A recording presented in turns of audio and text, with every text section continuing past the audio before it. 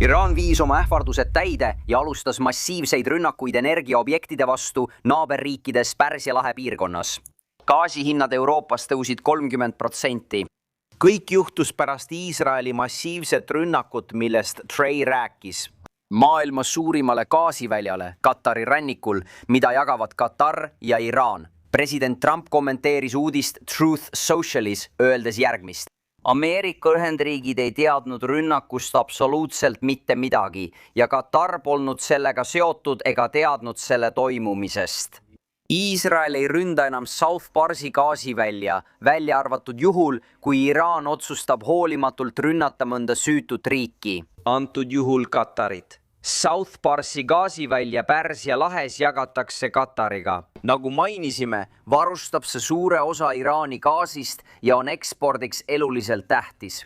Suurem osa Katari gaasist suundub Aasiasse, eriti Hiinasse. Ameerika Ühendriigid on suurimad LNG eksportijad maailmas. Toimus järsk tõus, kuna USA eksport oli 2016 aastal peaaegu olematu. Rünnakute tõttu naftahinnad tõusid järsult. Iraan ründas nafta- ja gaasivälju Araabia Ühendemiraatides, Kuveidis ja Saudi-Araabias. Iraan tulistas ballistilisi rakette Riadi, kui Pärsia lahe diplomaadid ja Türgi, Liibanoni, Jordaania ning Aserbaidžaani ministrid olid koosolekul. Emiraatide peadiplomaat andis välja terava avalduse öeldes, see terrorirünnak infrastruktuuri ja naftarajatiste vastu ohustab otseselt piirkonna ja selle rahva turvalisust ja stabiilsust ning ülemaailmset energiajulgeolekut. Kuigi Iraani drooni- ja raketirünnakud on konflikti algusest vähenenud, tuleb märkida, et Iraani rünnakud on viimastel päevadel sagenenud ning Araabia Ühendemiraatide õhutõrje oli täna aktiivne. Jah, neil on. Aitäh, Lukas S. Kas nägid eile tunnistust? Jah, ma nägin Harrise saadet ja erinevaid tunnistusi. See oli huvitav, sest Tulsi Gabbard, luureülem, aitäh. Lawrence ja teised Trumpi heaks töötavad luureametnikud kuulati senaatorite poolt üle. Nad tahtsid teada, mida president sõja kohta teadis ja kui tihti teda informeeriti. Öeldi, et teda teavitatakse pidevalt, umbes 10 korda nädalas. Ta saab infot otse John Radcliffilt, CIA direktorilt, kuid teda hoitakse alati kursist sellega, mis toimub luurekogukonnas üle kogu maailma. Ja Tulsi Gabbard rääkis sellest, mis toimub Iraanis ning ta kommenteeris tuumarajatisi, mis sõhiti. Viimati oli see 2025 aasta juunis. Kuula seda. Luurekogukonna sõnul tundub Iraani režiim püsivat, kuid on oluliselt nõrgenenud.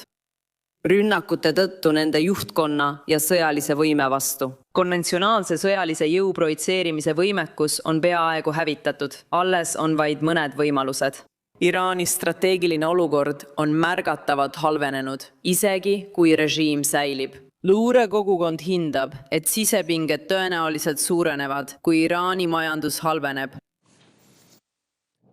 Iraan ja tema liitlased jätkavad USA ja partnerite huvide ründamist Lähis-Idas. Luure hinnangul püüab vaenulik režiim ellu jäädes oma sõjalisi jõude, rakette ja droone tõenäoliselt aastaid taastada.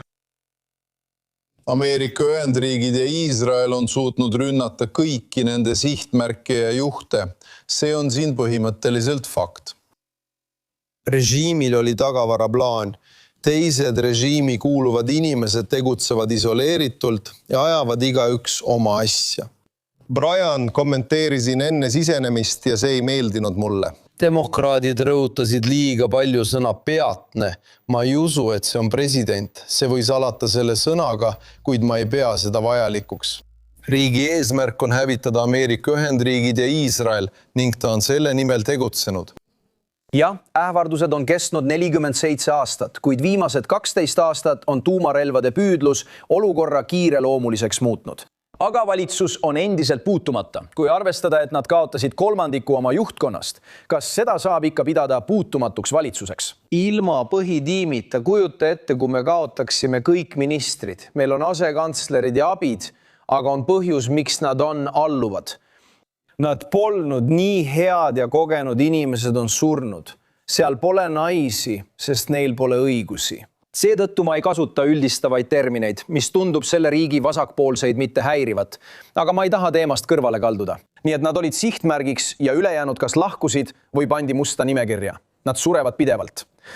Iisraelastel on kohapeal allikad ja nad ei pea isegi maa all olema. Paljud vihkavad valitsust ja annavad kõik üles.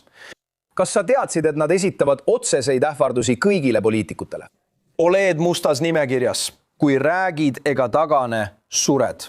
Tee oma valik, ole sel nädalavahetusel tähelepanelik, kui tähistatakse Pärsia uut aastat ja inimesed lähevad tänavatele pidutsema.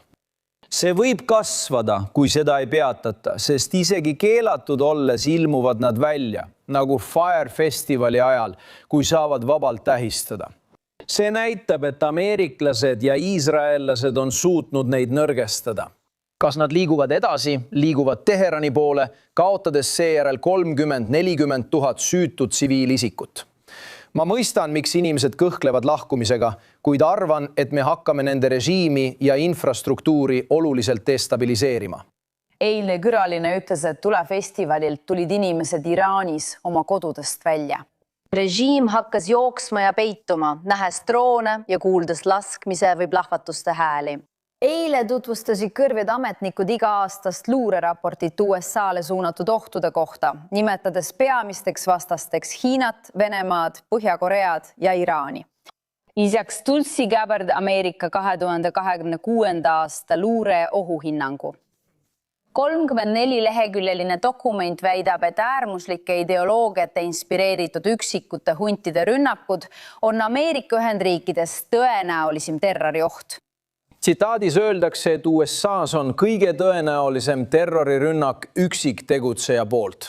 Need isikud saavad inspiratsiooni välismaistest ideoloogiatest, mis kasutavad ära ülemaailmseid sündmusi, nagu Gaza konflikt. Radikaliseerumise motiveerimiseks levitavad Al-Qaeda ja ISIS meediat, mis julgustab rünnakuid ja annab toetajatele juhiseid. Seda oleks võinud kirjutada 2002. aastal ja kehtib endiselt. Vajame 1-200. Ja Piiu Hekset, sõjaminister, ütleb seda. Täna vajame sõjalise eelarve lisaeelarvena 200 miljardit. Nad küsivad seda kohe alguses. Ma ei tea, demokraadid kärbivad jälle sõjaeelarvet. Asi ei seisne ainult sõjaeelarve kärpimises. Nad said luurearuande riigi ohust, samal ajal või 80% DHS-i analüütikutest pole veel palka saanud. Mark Rutte paistab taas silma.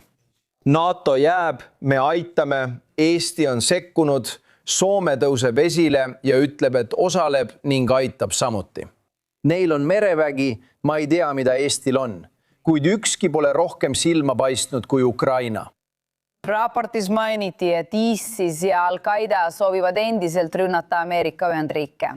Nende võime planeerida ja tegutseda on oluliselt vähenenud, kuid nad koguvad jõudu Aafrikas. Nad on olnud seotud mõningate kohalike konfliktidega. Ja, see tähendab, et Aafrika väejuhatus asub tegelikult Saksamaal ja nad kontrollivad seda ohtu praktiliselt täielikult. Ja Venemaa katse Wagneri grupiga seal kanda kinnitada on üldiselt ebaõnnestunud.